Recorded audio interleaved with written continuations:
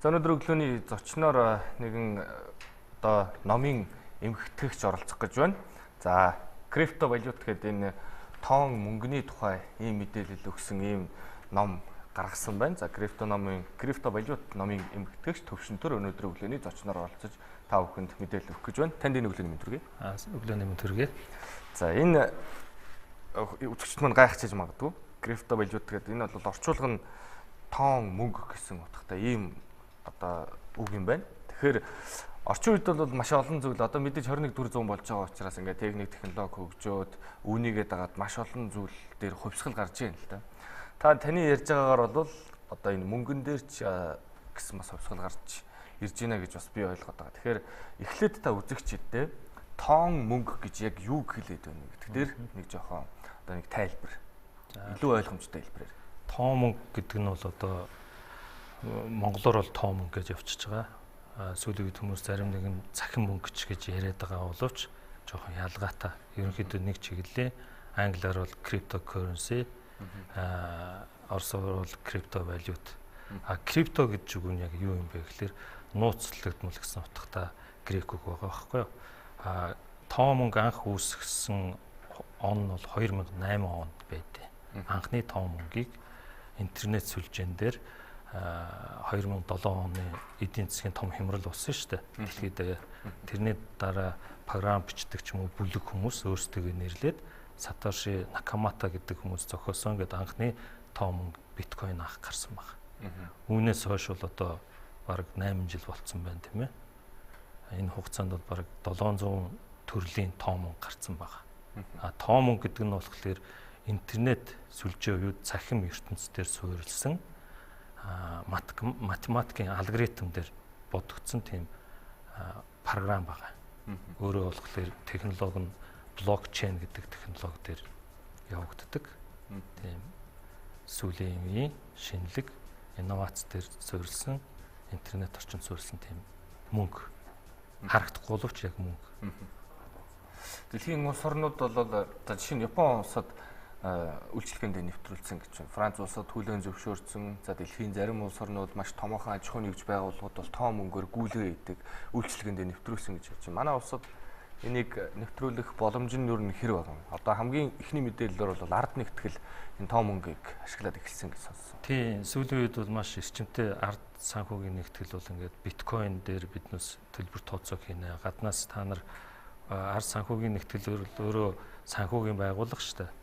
Хөрөнгө татдаг тийм ээ, хувьцаа авдаг. Энэ дээр заавал бэлэн мөнгөөр авахгүй биткойн төрөвчтэй ч юм уу биткойн мөнгөтэй хүмүүс ард санхүүгийн нэгдэлд нэгдээд ингээд орцож болно гэж явж байгаа. Тоон мөнгө бол маш их ирээдүйтэй үйлчлэх салбар нь өргөн. Манад бол одоо бол дөнгөж мэдэгдэж эхэлж байна. Яванд бол маш эрчимтэй хөгжөөд бүх үйлчлэгээний байгууллагууд энэ тоон мөнгө рүү шилжих байх гэж бодож байгаа л доо. Энэ одоо биткойн гэж ярьж байна л да. Мөнгөнд дүнд шилжүүлвэл эсвэл доллар ч юм уу шилжүүлвэл нэгж гэж байгаа юу? Одоо нэг биткойнд тэдэнд төгрөг ногдно ч гэдэг юм байдаг. Маш олон төрлийн тоон мөнгө өөрсдөө хуваагдсан нэгжтэй. Биткойн дээр жишээ нь Сатоши гэдэг байгаа. Тэр нь болохоор 100 сая, нэг Сатошин 100 сая нэгжтэй байдаг байна. Нэгж нь бол тухайн тоон мөнгнүүд өөрсдөө нэрлэж явчихдаг. Одоо бутархай мөнгө гэсэн үг шүү дээ. Бэлэн одоо цаас мөнгөтэй харьцуулах юм бол өөрийн нэгжтэй байдаг. Энэ одоо 700 төрлийн энэ тоон мөнгөний одоо юу гэдэг гэж байна шүү дээ. Төрөл байдаг.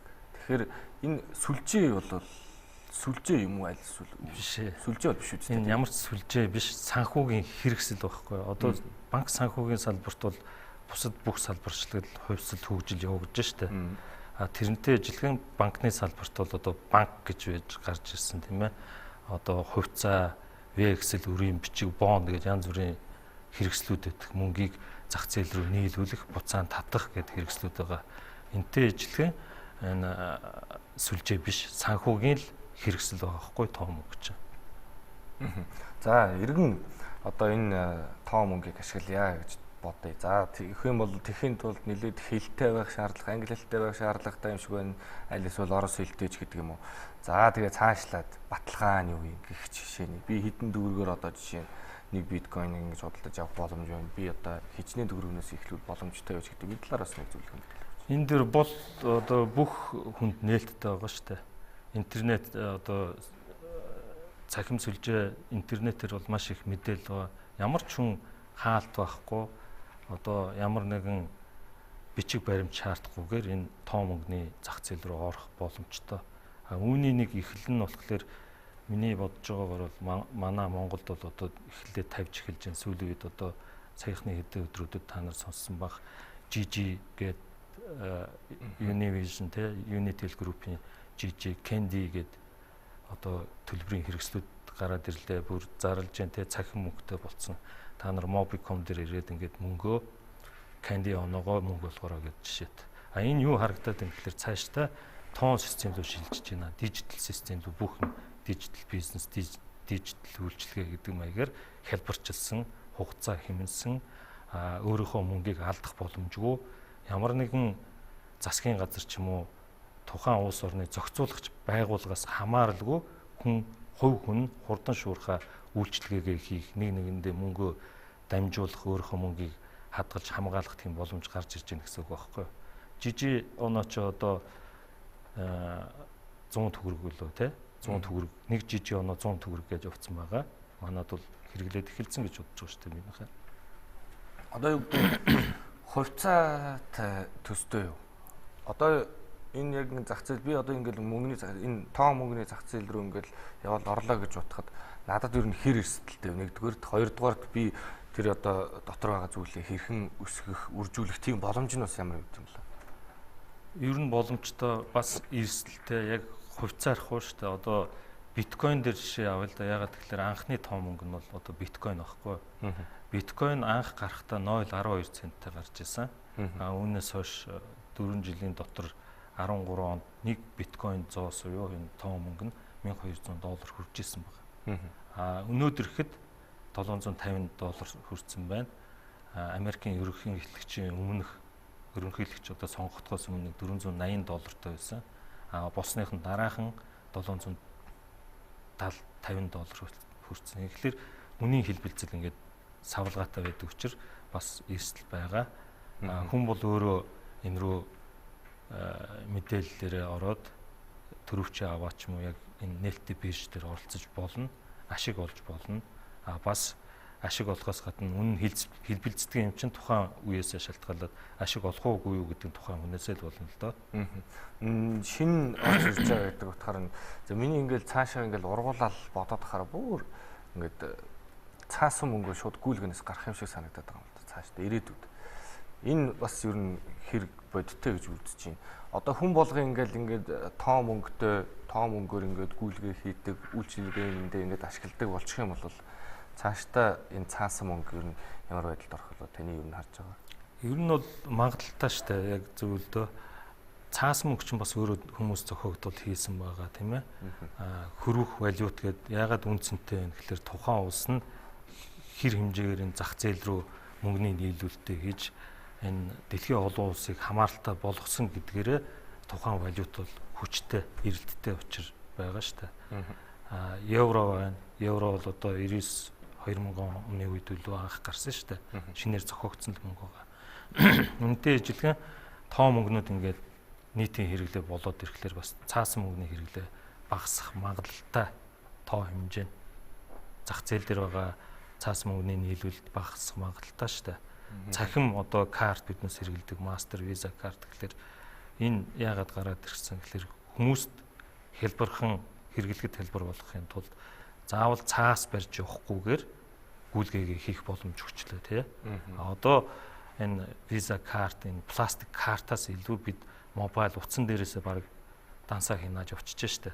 Нөгөө заавал цаас мөнгө доллар, евро барьж энэ тэнд очиж үйлчлэгээ хийх шаардлагагүй болж байна тий. Энтэй ижлэгэн яваанда тоо мөнгө ороод ирвэл маш их баталгаатай өөрөө технологи нь хамгаалтын систем сайтай учраас ямар нэгэн алдагдах одоо ханшны зөрүүн дээр алдагдал үүсэх боломжгүй хэрэглээ нүргэн болно. Тэр хэмжээгээр цаас мөнгөний хэрэглээ багасгах. Явандаа аяг бол цаас мөнгө ч хэрэглэхгүй болж магадгүй л те. За иргэд гайхчих магадгүй. Би одоо бүртгүүлэхэд бол би энэ тоо мөнгөний энэ системээс ямар баталгаа шаардах ёстой? Би одоо чиний итгэхгүй үгүй юу гэдгийг бас шийдэх шаардлагатай болчтой юм л да. Өөрөө айгүй сайн тухайн хүн мэдээллийг аваад ямар нэгэн хэл дээр ч юм уу айсад мэддэг хүнтэй уулзаад асуугаад энийгээ судлах хэрэгтэй л дээ. Ойлгомжгүй юм болохоор маш их асуудал гардаг хүмүүс те. Интернетийг анх гарч ирэхэд бид бас мэддгүү хаягаа хүртэл бүртгэж чаддгүй тийм л байсан шүү дээ. Одоо ердийн хэрэглээ болцсон тийм ээ. Facebook одоо FaceTime гээл удас хүртэл нөгөө гадаад руу ярихад төлбөргүй ярьдаг болчихлоо шүү дээ. Нэгээ хараад тэрнтэй ижилхэн хувь хүн өөрөө тоо мөнгө гэж юу гэдэг юм бэ? Энэ тоо мөнгө нь би хэрэглэснээрээ ямар ашигтай авах уу, өгөөжтэй авах уу гэдгийг тухайн хүн судлаад ингээд өөрөө мэдээд явчих болно л доо. Нээлттэй баталгаа гэсэн юм бол одоо яг тухайсан байгууллага байхгүй байна шүү дээ. Тоо мөнгөнд ямар нэгэн төв банк ч гэдэг юм уу зохицуулагч байгууллага энэ тоо мөнгийг гаргадаггүй. Биткойн дээр ихэд Сатоши Накамото гэж хүн зохиосон гэж байгаа боловч одоо хүртэл яг хин гэж хүн эрэгтэй юу, эмэгтэй юу, ямар улс орны хүн гэдэг нь хүртэл мэддэхгүй байгаа. Таамаг төдий явдаг. Гүйлгээ нь болохоор бүртгэл гүйлгээ нь одоо тоо хэмжээ мөнгөнд үнэл мэддэг болохоос одоо надаас ч юм уу өөрөөс чинь мөнгө шилжээд тэр хүн лөө орлоо гэсэн юм харагддаг байхгүй. Одоо нэг биткойн нь хэдэн сатоши гэлээ? 100 сая сатошитай тэнцэн. За тэгвэл тодорхой болж байгаа. Сатоши Монгол мөнгөөр хөрвөл хэдэн төгрөг болох вэ? Одоо $750 л 100 сая туван л да. Тийм. Тэгэхээр нэг сатоши хэд болцооны гараад ирэл хийж гарч ирэх нь. Тэгэхээр бүр 100 сая тгээс хойш одоо 9 тэгтээ тийм бутархаа мөнгөө хүртэл шилжүүлж болох нь шүү дээ хоорондоо. Үнэлээд яг энэ тоон одоо энэ тоо мөнгөний энэ зах зээл дээр бол ингэж ярьдаг юм. Тоо мөнгөний олборлог биткойн олборлагч гэж ярьдаг юм лээ тийм ээ. Тэгэхээр нөгөө жижиг одоо энгийн иргэн бол нэг биткойныг олоход маш их хүндрэлтэй байдаг гэсэн нэг тийм зүйл би уншсан байхгүй. Тэгэхээр энэ одоо нөгөө нэг яг энэ тоон мөнгөний зах зээл дээр маш олон хүчтэй байгууллагууд маш өндөр хурдны одоо интернеттэй маш хүчин чадалтай компьютертэй хүмүүс тэн дээр ингээд бид нэг биткойныг олохын тулд ингээд хөтөлбөрлөө сууж идэг гэж би сонссон. Энэ юу нэр бодтой гэдэг юм. Тэр бол бодтой л да. Анх биткойн гарахад бол маш их хялбар одоо тоо мөнгнүүд болохоор тусгай тийм нууц шифр дээр явагддаг байхгүй юу. 16 ч юм уу 32 оронтой тоо үсэг симлийн тийм шифр байгаа. Тэрийг олборлохын тулд програм ажиллаж идэг. Хичнээн хурдан тэр шифрийг олвол тэр хүн тоо мөнгийг олборлож гин гэсэн үг л да. Англиар mining гэж байгаа. Одоо болохоор тоо мөнгөний биржүүд хүртэл гараад ирсэн. Дэлхийд дээр 20-с илүү биржүүд ажиллаж байгаа. Тоо мөнгийг тухайн хүн хувь хүн хүртэл гэртээ ч юм уу интернетийн сүлжээ байгаа газар байгаа тохиолдолд өөрөө тоо мөнгө олбордог төхөөрөмж тавиад олборлож болно. Биткойныг 21 сая гарсан байгаа боловч одоо нэг 15-16 сая нь олборлогдсон. Олборлох тусмаа хөндөрж байгаа. Тийм учраас тийм сервер төвүүд хүртэл байгуулагдсан байгаа. За ер нь бол дэлхийд дээр тоон мөнгөний зах зээл бол нэлээд хүчтэй гарч ирж байгаа маа гэж ойлгож болохоор тийм ээ. Тийм байгаа. За баярлалаа танд. Өнөөдөр өглөөний зочноор крипто валют номын эмгэгтгэгч төвшин төр оролцож за тоон мөнгөний талаарх мэдээллийг үзэгчтэй авахын төрлөө. Ер нь дэлхийн зах зээл дээр бол ихэнх улсуудад бол хүлээн зөвшөөрөөд за дээрээс нь үйлчилгээнд нэвтрүүлсэн гэсэн ийм мэдээлэл байна. Өглөөний мэдээлэлээр бид та бүхэндээ сонирхолтой ярилцлага өргөсөн гэдэгт итгэлтэй байна.